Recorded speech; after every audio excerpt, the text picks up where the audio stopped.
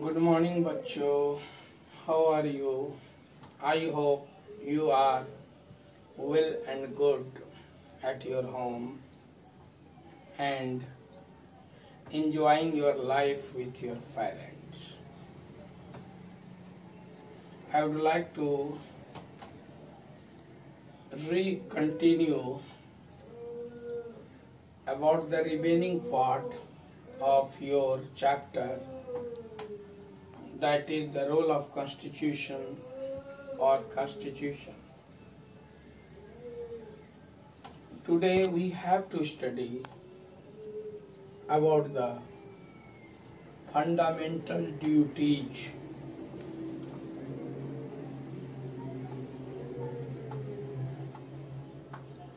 Fundamental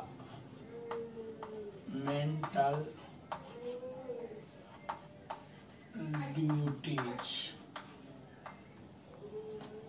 Before it, इसके पहले आपने फंडामेंटल राइट्स के बारे में विस्तृत रूप से पढ़ा तथा उसका क्या एप्लीकेशन है आपके जीवन में उसे भी सीखा। आज हम सीखेंगे about the fundamental duties।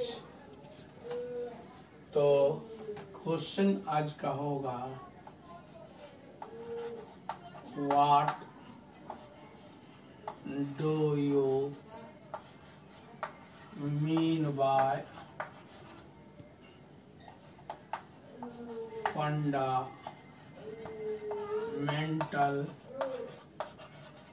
duties?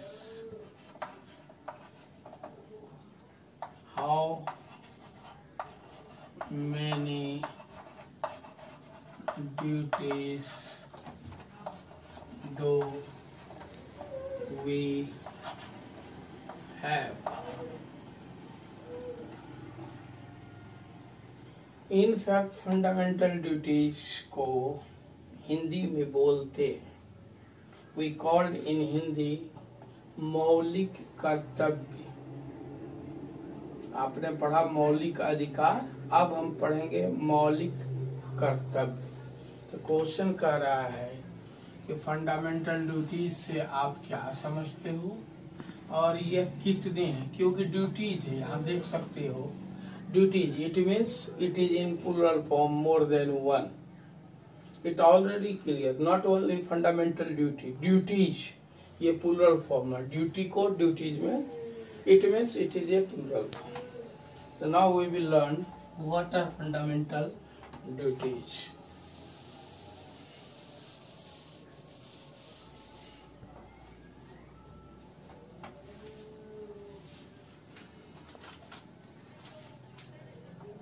Answer होगा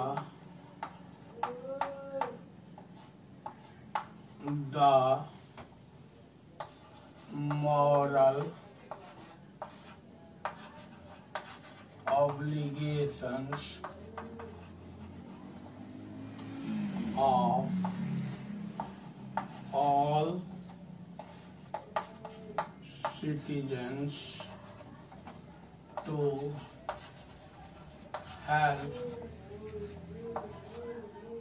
help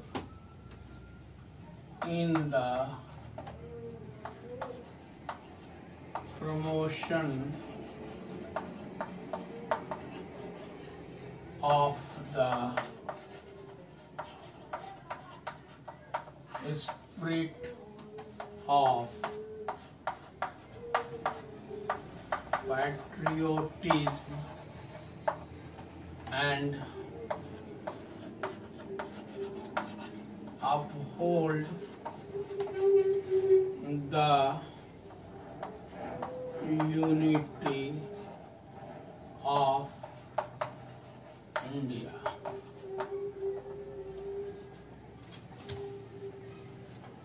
Unity of India are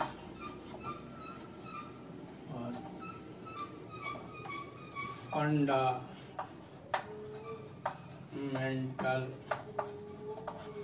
duties.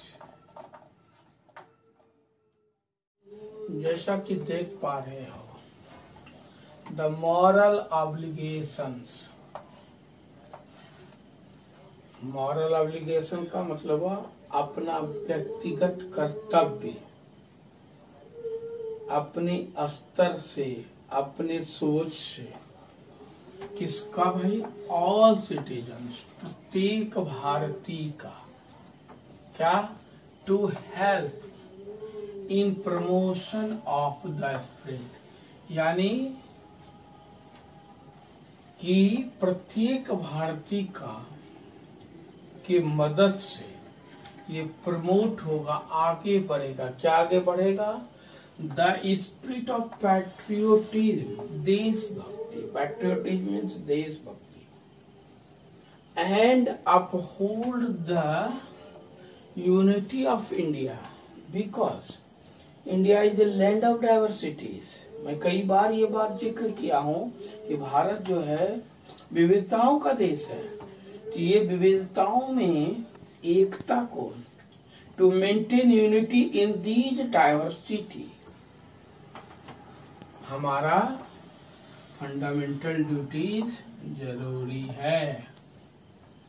अगर हम देश की अखंडता और आगे पढ़ेंगे देश की एकता, यूनिटी को बरकरार रखना चाहते हैं, हाँ, देशभक्ति भावना को आगे बढ़ाना चाहते हैं, तो वही कहता है, वही है फंडामेंटल ड्यूटीज। देखते होंगे बॉर्डर पर लड़ते लड़ते सैनिक अपने आप को सेक्रीफाइस कर देते हैं। What does it mean? That is your patriotism. यही हमारा देशभक्ति है, यही हमारी फंडामेंटल ड्यूटी है। क्यों? ये क्वेश्चन पूछ सकते हो, सर ऐसा क्यों करें? Why we should do? इसका आंसर हम बताएंगे, बोलेंगे। यह होगा कि देखो, तुमने जब फंडामेंटल ड्यूटीज पढ़ रहा था, फंडामेंटल राइट पढ़ रहा था, तो उसमें देखो कितना अधिकार तुमको देश दिया है। तुम्हारे हर ऑल राउंड डेवलपमेंट के लिए देश सोचता है, तो तुम्हारा भी मॉरल ड्यूटी बनता है, तुम्हारा भी मॉरल ड्यूटी बनता है कि वी हैव टू रिटर्न। क्योंकि आगे हम पढ़ते हैं, इन अदर वर्ड्स, पहले इसको कंप्लीट कर लें। In other words,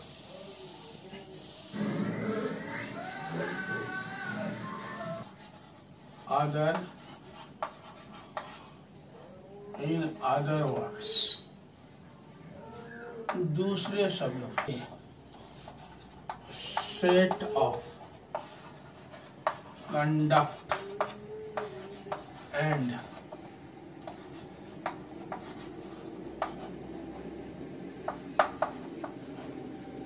behaviour of the citizen towards the nation or country।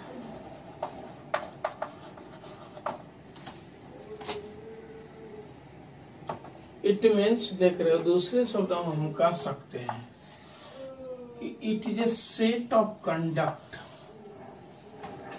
And behaviour, यानी तुम्हारा मौलिक कर्तव्य और स्वभाव होना चाहिए। किसका? प्रत्येक सिटीजन का।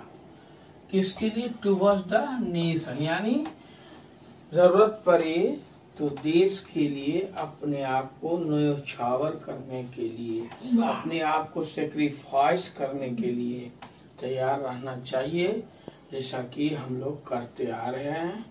और इसी सेक्रीफाइस से हमें आजादी मिली है। ऐसा कहा गया है, संस्कृत में एक श्लोक है, जननी जन्मभूमिश्च स्वर्गादपि गरीयसी, अर्थात जन्म देने वाली माँ और जन्म लेने वाला स्थान, प्लेस और कंट्री, वह स्वर्ग से भी बढ़कर है। इसलिए हमको बहुत अच्छे से फंडामेंटल ड्यूटीज को निभाना चाहिए। We should carry on. तो यही मैं बताया कि यह कंडक्ट यानी एक तरह के विचार व्यवहार का, देश के प्रति आपका कैसा विचार होना चाहिए, कैसा व्यवहार होना चाहिए, किस रूप में देश के सामने पेश होना चाहिए, वह जो शिक्षा देती है वही है फंडामेंटल ड्यूटीज। उसी को हम लोग फंडामेंटल ड्यूटीज कहते हैं। बट संयोग से जब संविधान बन रहा था, संविधान निर्माताओं ने इसका विशेष जिक्र नहीं किया था। In fact it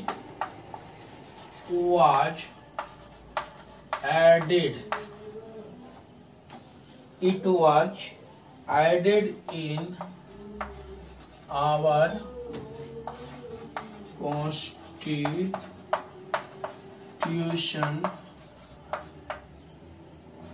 in 1976 through 42nd amendment।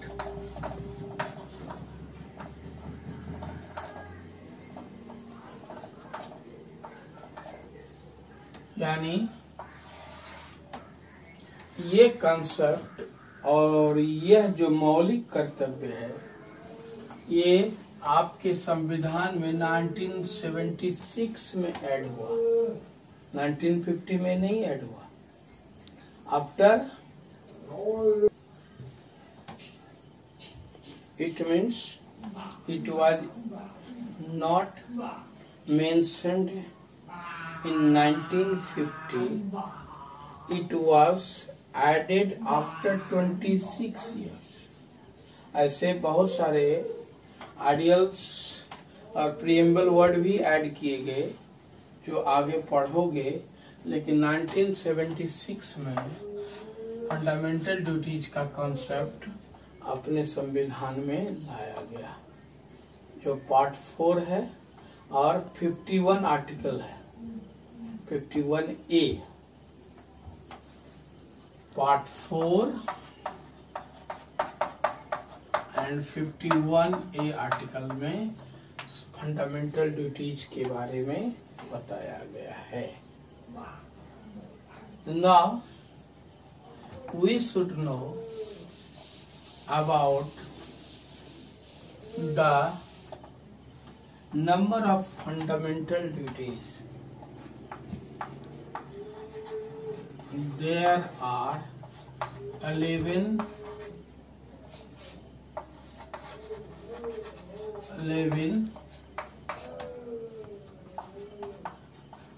fundamental duties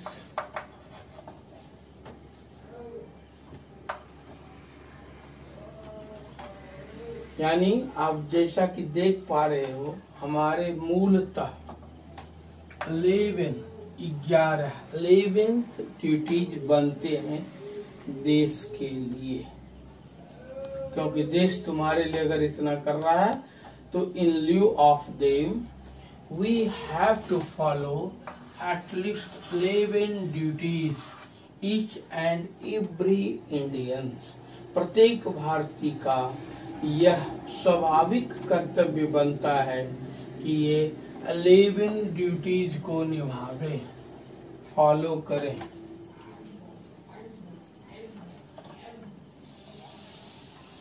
तो I will discuss one by one these all duties so that you can understand the fact। First, what is the first and foremost duties? That is to abide by the Constitution and its ideals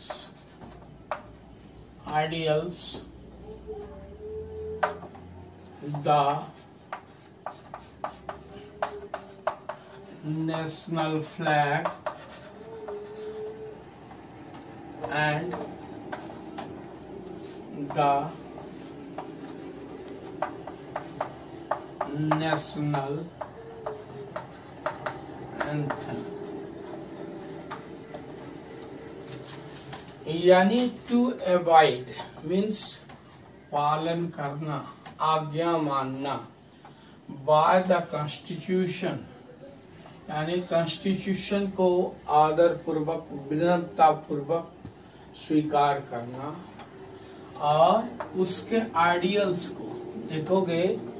अगर सौभाग्य मिला तुम्हें किसी बच्चे को MP बनने का, तो जैसे लोकसभा में जाओगे तो वहाँ संविधान की एक प्रति रखी हुई है।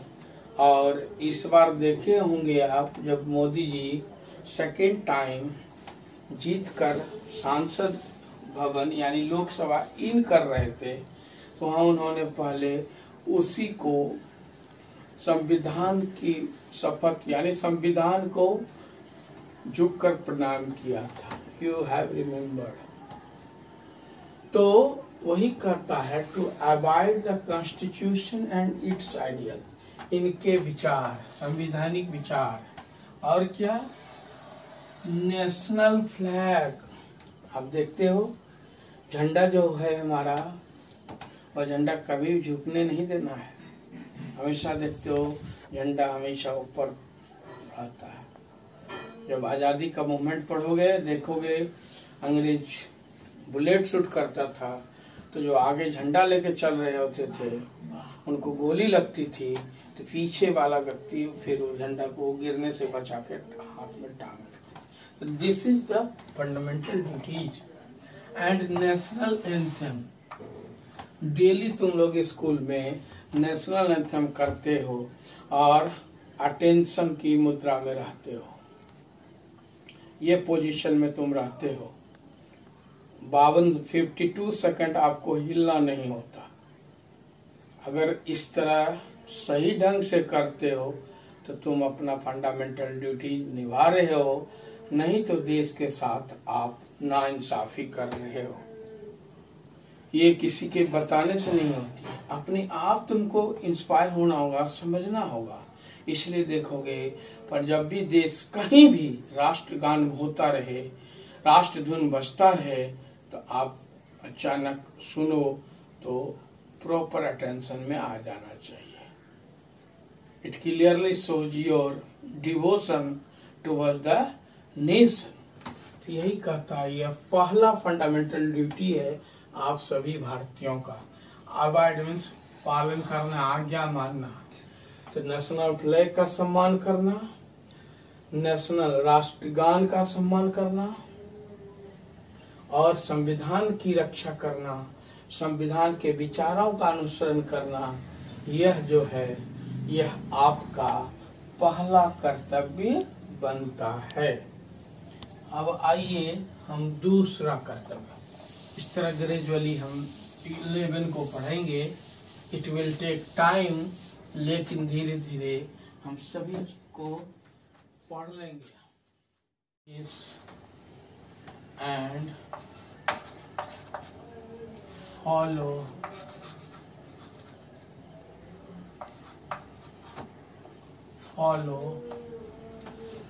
the novel ideals which inspired our national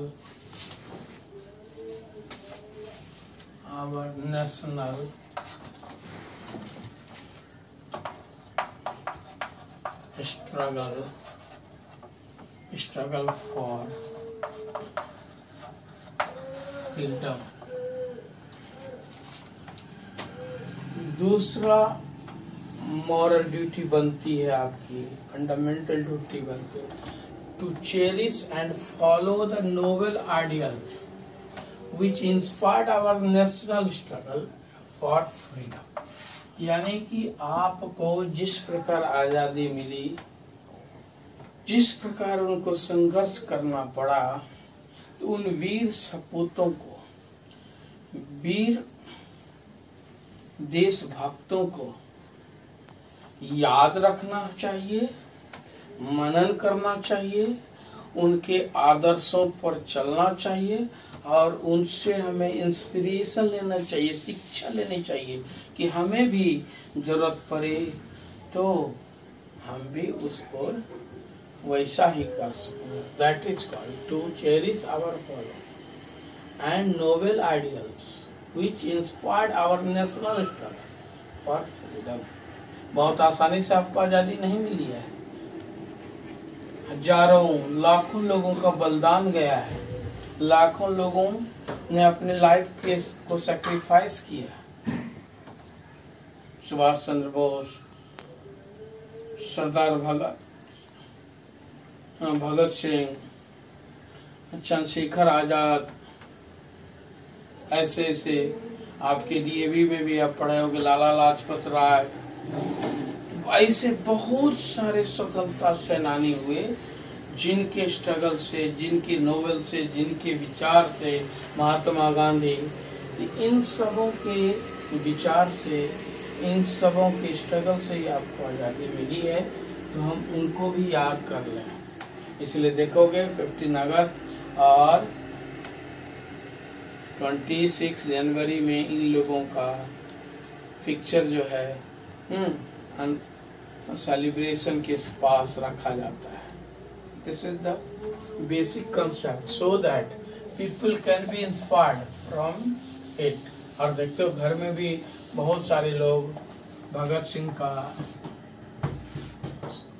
Sukhdev, Rajguru, इन सब का पिक्चर रखते हैं।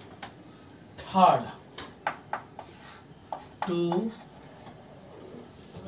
uphold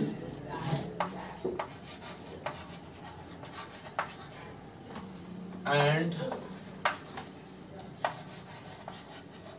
protect the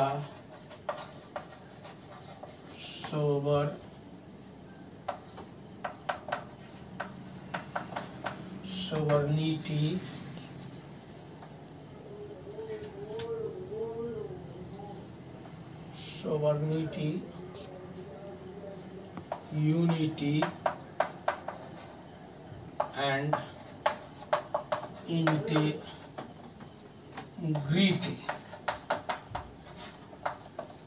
of India। यानी to uphold and protect the sovereignty। Sovereignty means देश की अखंडता, यानी देश को किसी कीमत पर हम बंटने नहीं देंगे, टूटने नहीं देंगे, इसी को कहते हैं अखंडता।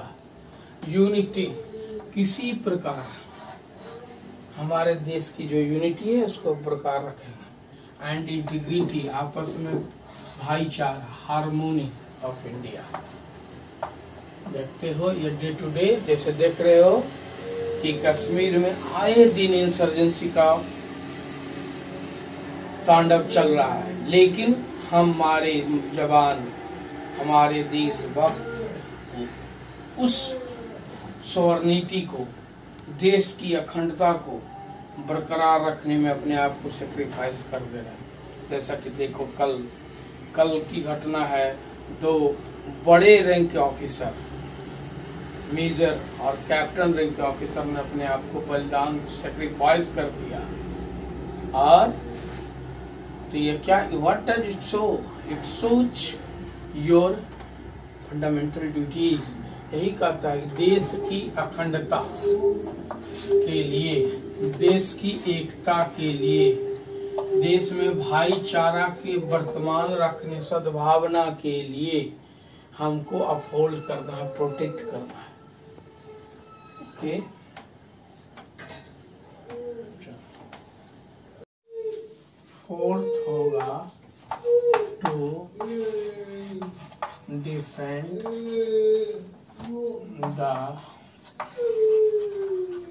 country and render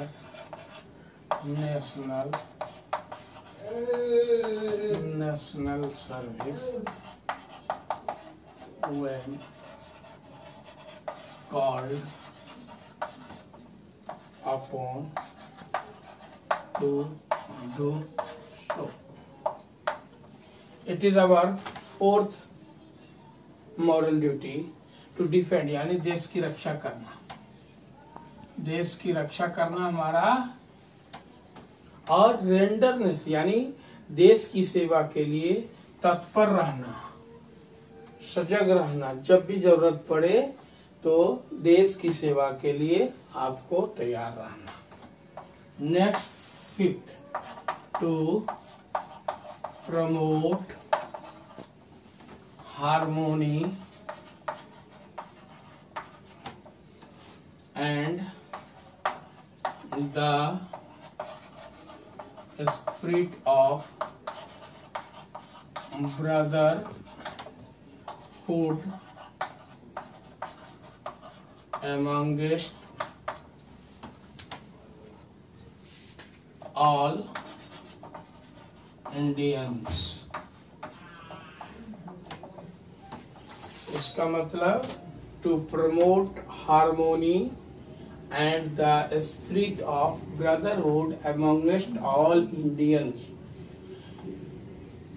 We can say in Hindi कि हमें बढ़ावा देना है हार्मोनी।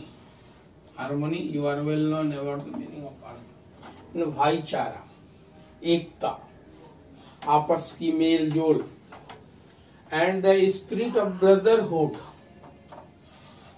भाईचारा, मेल जोल, amongst all Indians, सभी भारतीयों के बीच हमें हार्मोनी और ब्रदरहुड को बढ़ावा देना चाहिए। यह हमारा कर्तव्य है। लेकिन इसमें और है, उसको आगे कंटिन्यू करते हैं।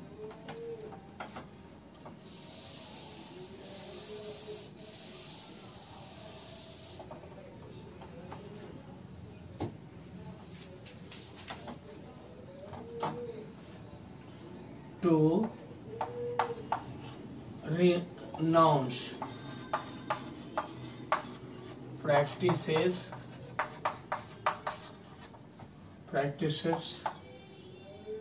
derogatory to the dignity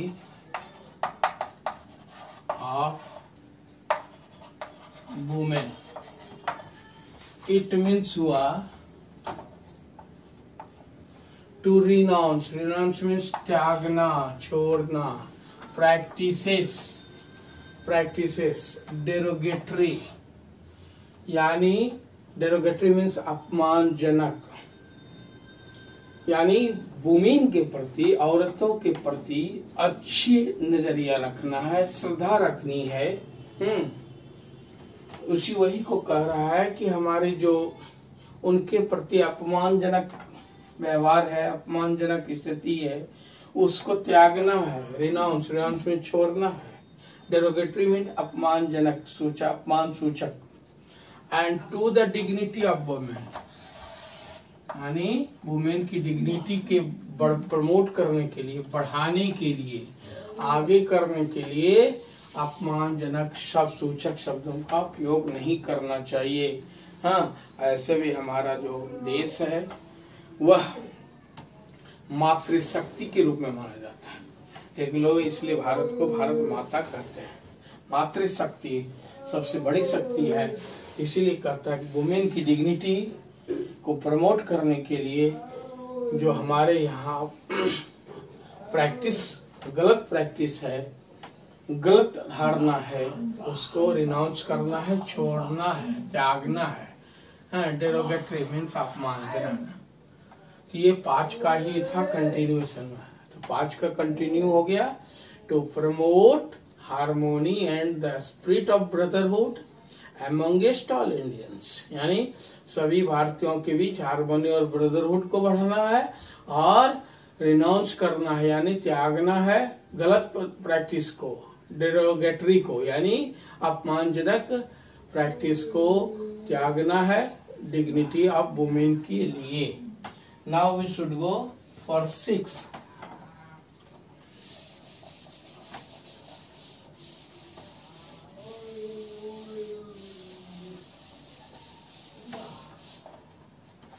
Because there is 11, therefore we are going fast। थोड़ा हम तेजी से चल रहे हैं ताकि जल्दी हो। Number 6, to value and preserve the rich heritage of our composite culture। यानी कि इन हिंदी टू वैल्यू यानी महत्व देना, एंड प्रिजर्व का मतलब बचाना। किसको? हमारा जो नेचर ने रिच हेरिटेज दिया, विरासत, हमारी जो रचना है, नेचर का जो गिफ्ट है वो काफी यूनिक है। चाहे आप माउंटेन के एरिया के रूप में ले लो या नेचुरल ब्यूटी के रूप में ले लो, और जो भी हमारा कल्चरल हेरिटेज है उसको, रिच कल्चरल हेरिटेज को बचाना है। कंपोजिट कल्चर यानी सबका सम्मिलित कल्चर है हमारे यहाँ। This is called to value and preserve, यानी we have to improve our importance and we have to protect our rich heritage of our country, which are the sign of composite culture in our country. Now we should go for the next, that is the 7, to protect and improve the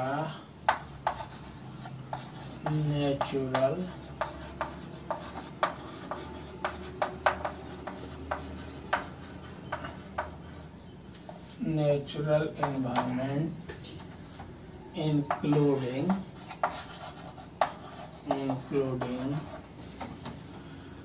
forest, rivers, lakes and wildlife, and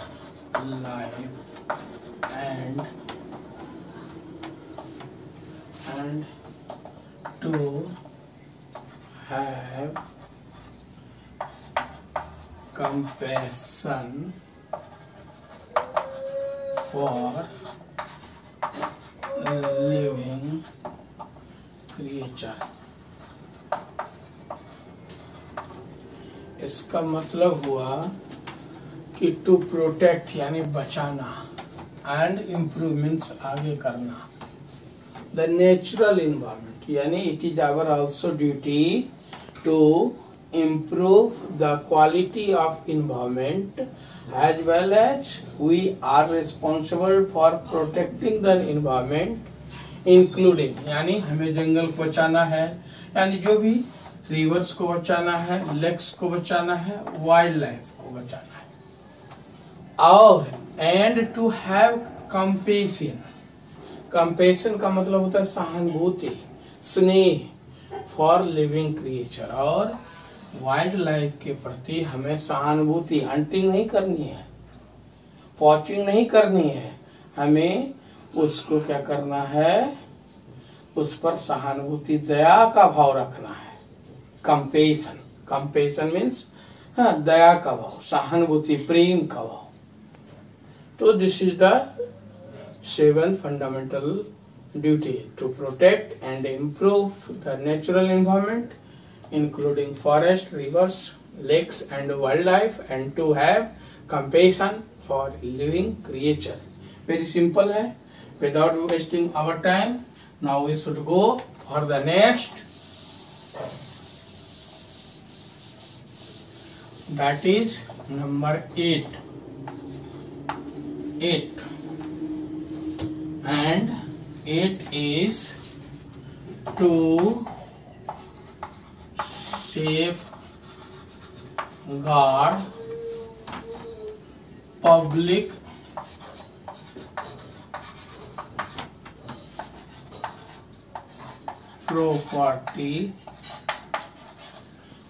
property and to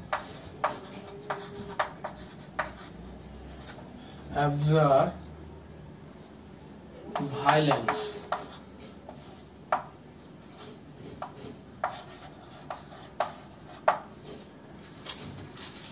इसका मतलब हुआ कि हमें safe guard रक्षा करने public property means government की property, सरकारी संपत्ति।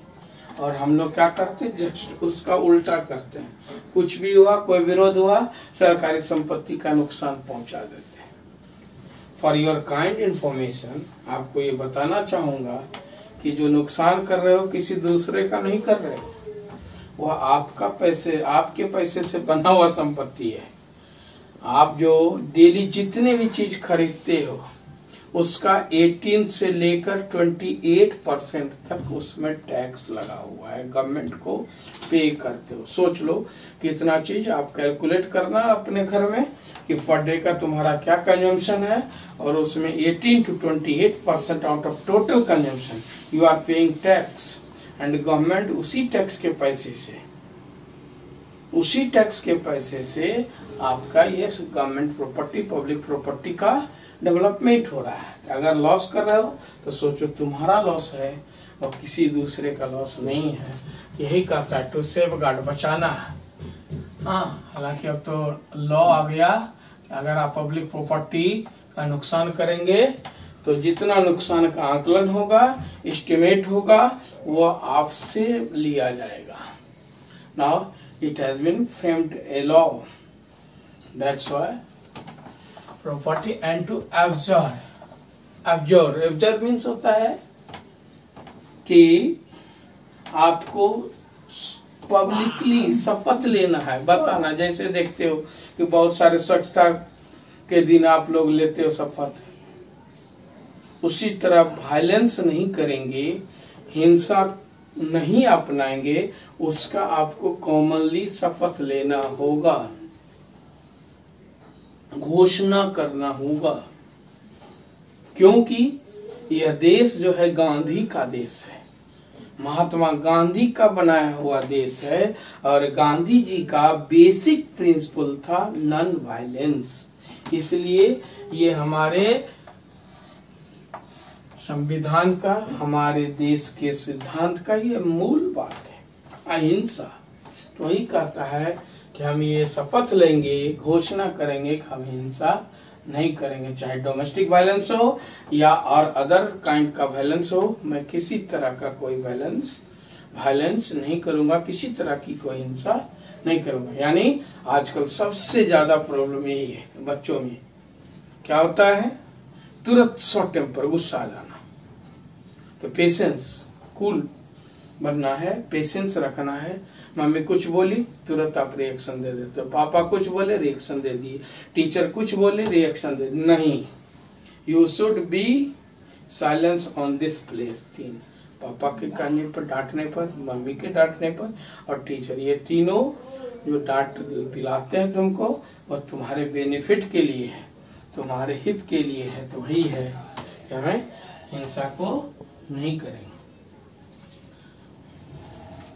Next, now we should go for the next. That would be, I think, number 9. 9th duty of us to develop scientific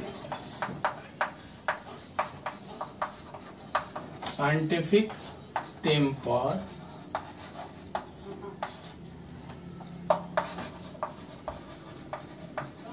humanism and the spirit of inquiry and reform।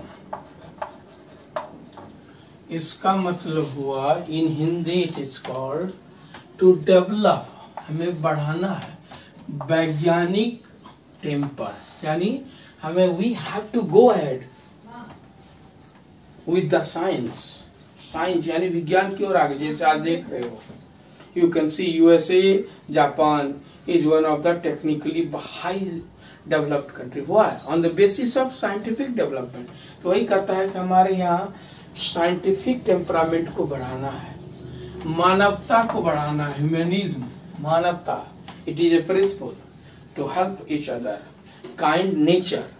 वही कहता है humanism and the spirit of inquiry and reform, और नए नए नित्य खोज करना। क्या होता है यूएसए में बच्चे 9-10 में जाते हैं, वह इनोवेटिव हो जाते हैं, वो कुछ न कुछ रिसर्च में व्यस्त रहते हैं।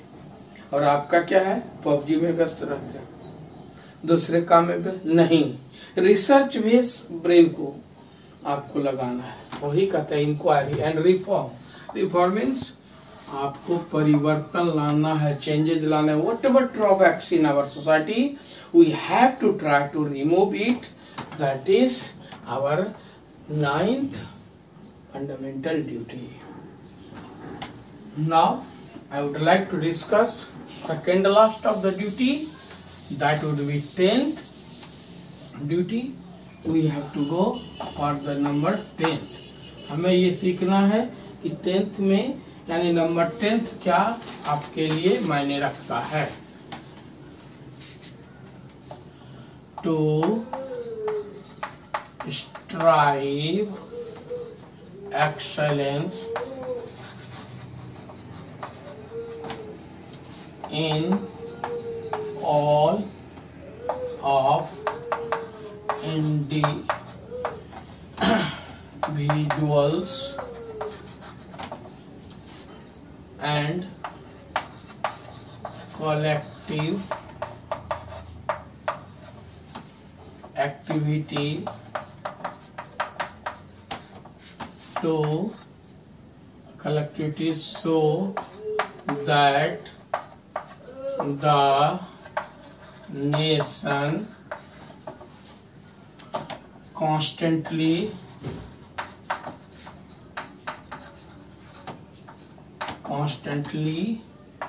rises to higher levels of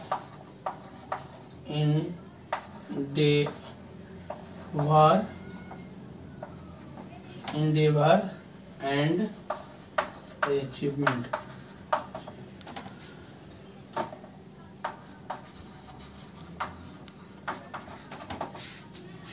To strive excellence all of individuals and collective activity so that, यानी कहता है कि strive excellence in all individuals, यानी सभी को अपने अपने विकास में सतत प्रयत्नशील रहना चाहिए, अपने डेवलपमेंट उससे कलेक्टिवली एक्टिविटी में, ताकि सम्मिलित प्रयास करें, ताकि सो दैट नेशन आपका देश कॉन्स्टेंटली मीन्स लगातार, राइजेज मीन बढ़ सके, कहाँ to higher level, top level पर आपका देश पहुंच सके। We are developing country but very soon we will be developed country. बहुत जल्द हम डेवलप्ड कंट्री बनना चाहेंगे। तो जब तक सबका सामूहिक प्रयास, सब सामूहिक एफर्ट्स नहीं होगा तब तक ये संभव नहीं है। ऑफ इंडिवर्स एंड अचीवमेंट, यानी इस तरह हम लोग अचीवमेंट के क्षेत्र में, इंडिवर के क्षेत्र में हायर लेवल तब तक नहीं पहुंच सकते जब तक कि कंबाइंड एफर्ट्स नहीं होगा। इट वाज द 10 और इनिशियली इतने ही फंडामेंटल ड्यूटीज थे जो आपको मैं बताया था कि 1976 में यह ऐड किया गया। तो लेकिन इन लास्ट 2002 में एक और इसमें एडिशन हुआ जो 11th बना, 2002 में हुआ। मैं इसके पहले पढ़ा दिया था। तो एक एडिशन के बाद 11th जो जोड़ा गया, अभी जो पढ़ेंगे वह 2002 में एडिशन हुआ। राइट टू एजुकेशन जब अमेंडमेंट हुआ, राइट टू एजुकेशन एक्ट आया, तब उसमें आपके फंडामेंटल ड्यूटीज में भी ये एडिशन हुआ। और ये किसके लिए? आपके पेरेंट के लिए ये अमेंडमेंट है। यानी अब देखेंगे, last but not least we have to study about this topic, parents और guardians should provide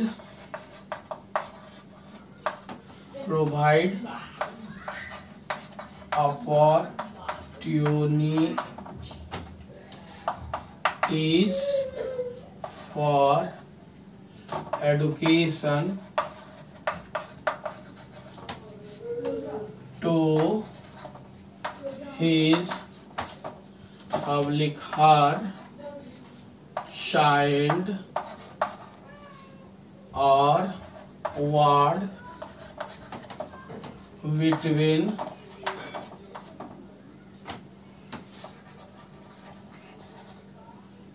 age of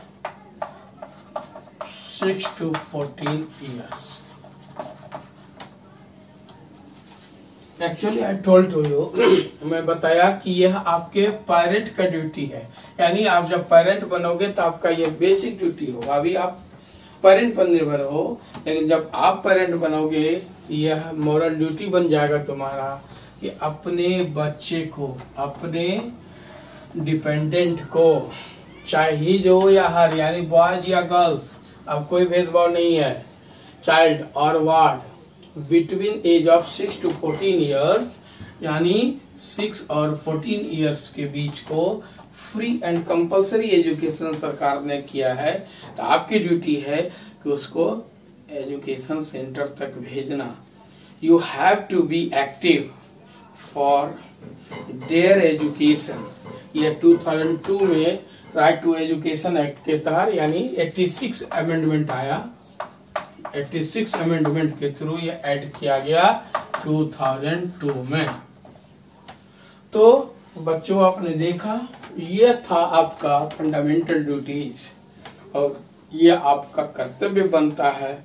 और फंडामेंटल ड्यूटीज क्या होती है, क्या देश के प्रति समर्पण होता है, मैं इस टॉपिक को एंड करना चाहूंगा। ये सिंपल एक छोटी सी कहानी और घटना के जरिए I would like to share a small और short story in front of you so that you can understand the importance of fundamental duties. And story is that, आपने सुना होगा एपीजे का नाम, जो आपके इंडिया के साइंटिस्ट भी थे और राष्ट्र प्रेसिडेंट भी रहे। तो एक्चुअली जब उनका टैलेंट अमेरिका ने देखा, अमेरिका ने ऑब्जर्व किया, तो जानते हो उन्हें $1,000 मिलियन का पर मंथ का ऑफर मिला था। $1 करोड़, सोच सकते हो कितनी बड़ी रकम है। उनको मिला था ऑफर कि आप हमारे कंट्री में आ जाइए, हमारे देश में आ जाइए, हाँ, और हम इतना और बाकी सुविधा देंगे। तो उन्होंने, जानते हो उनका क्या जवाब हुआ? उनका जवाब हुआ कि मैं भारतीय हूँ, भारत में जन्म लिया हूँ, इसलिए it is our moral duty और fundamental duty to serve for the nation, मैं देश के लिए सेवा करूं। और उन्होंने ही is known as missile man, उन्होंने ही मिसाइल कार्यक्रम को आगे बढ़ाया और आज देखते हो हमारा मिसाइल के क्षेत्र में पूरे वर्ल्ड में हम एडवांस्ड हैं। तो सोच लो फंडामेंटल ड्यूटीज क्या होता है। इन्हें कि हम पढ़ लिए, पढ़े देश में, डॉक्टर बने देश में, ऑफिस इंजीनियर बने देश में, मैनेजमेंट स्किल लिए देश से, और पैसे के लोभ में चले गए अमेरिका, चले गए जापान। नहीं, पैसा कम भी मिले तो कोई बात नहीं, लेकिन करना है तो देश की मिट्टी की सेवा करनी है। यही शिक्षा फंडामेंटल ड्यूटीज देती है आपको। आई होप आपने अच्छे से समझा होगा। अगर कहीं कोई प्रॉब्लम रह जाए तो जब आप वीडियो स्टडी करोगे तो आप हमारे व्हाट्सएप नंबर पर अपना फीडबैक या प्रॉब्लम भेज सकते हो। फिर लास्टली मैं एक ही बात दोहराऊंगा कि कम से कम मैं इतना मेहनत कर रहा हूं तुम लोगों के लिए, सीमित संसाधन में इतना अच्छा कर रहा हूं, बेशक प्रयास कर रहा हूं कि तुमको क्लास ऐसा टीचिंग मिल जाए। इसमें फिर भी जो कमी रह जाए तो उसको तुम फीडबैक दे सकते हो। लेकिन एक बात मत भूलना, मेरा रिक्वेस्ट वो है वीडियो को सब्सक्राइब जरूर कर दो ताकि हमारा भी मॉरल बूस्टअप हो सके। Thank you, have a nice day.